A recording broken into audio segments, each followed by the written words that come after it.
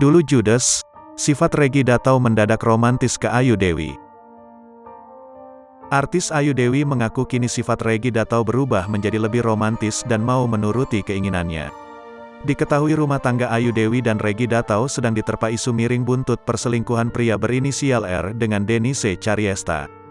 Kini Ayu Dewi mengungkap soal sifat Reggy Datau yang telah berubah menjadi lebih romantis dibanding sebelumnya yang cenderung cuek dan judes. Walau suaminya digosipkan selingkuh, Ayu Dewi tetap setia terhadap suaminya tersebut. Ia pun memilih bungkam soal suaminya yang diisukan berselingkuh dengan Denise Charyesta. Malah Denise Charyesta memilih untuk perlahan membongkar aib pria yang diduga Reggy Datau. Namun, Ayu Dewi mengungkap perubahan sifat pada suaminya itu.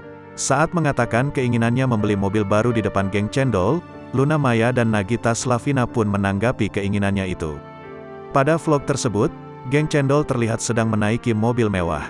"Ini mobil impian aku tahu," kata Ayu Dewi dikutip pada Selasa, tanggal 7 Desember tahun 2022. "Terus kenapa gak beli?" tanya Luna. "Gak boleh gak diizinin, aku gak dapet izin. Nanti kegedean mobilnya," terang Ayu. Mendengar hal tersebut, Luna pun langsung nyeletuk soal izin dari Reggy Datau.